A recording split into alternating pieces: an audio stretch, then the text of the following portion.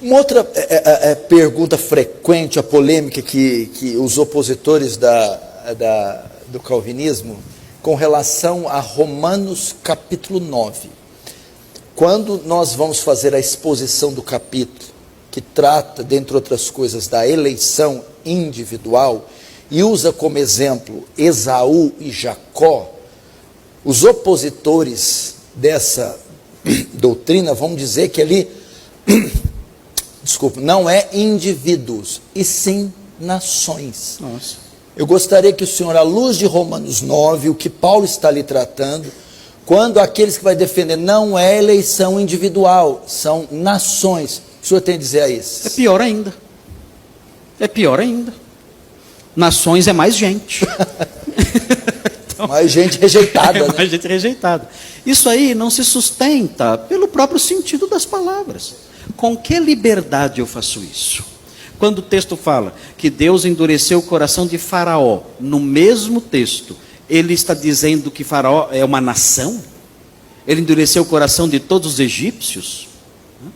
Isso aí não se sustenta. Quando ele fala endurecer o coração de Faraó, a própria linguagem, coração, é algo extremamente individual.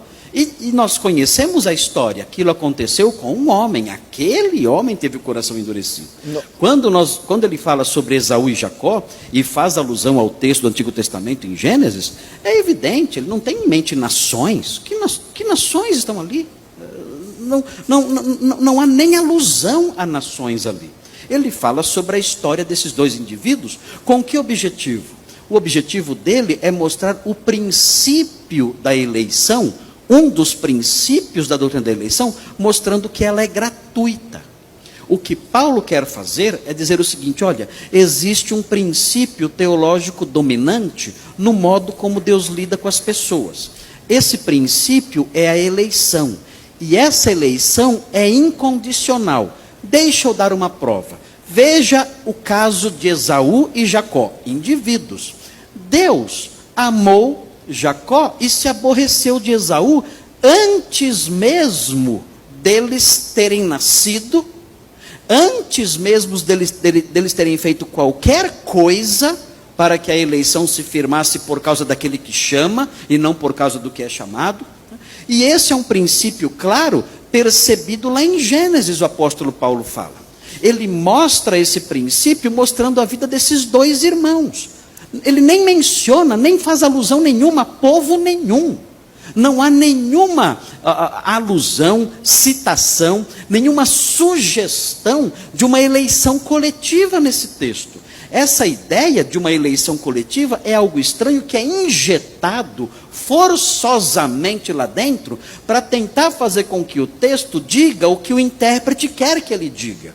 E isso é errado. Não há elemento nenhum lá apontando para isso. O apóstolo Paulo detecta o princípio da eleição, mostrando que a eleição é incondicional e gratuita, mostrando que a eleição é livre, e depois que ele usa essa ilustração, ele fala: agora eu quero aplicar isso, mostrar como isso funciona na nossa realidade. E vai mostrar como isso funciona na nossa realidade, Deus endurecendo o coração de alguns, e Deus usando da sua graça para com outros. E respondendo à questão: existe injustiça nisso? Ele diz: não. Ele faz isso com quem quer e como quer. Mas a ideia de uma eleição coletiva, isso é uma imensa bobagem, é totalmente estranho ao texto. Só quem quer colocar isso lá, só quem quer enxergar isso lá, enxerga. Porque não há evidência interna nenhuma de uma eleição coletiva naquele texto. Perfeito.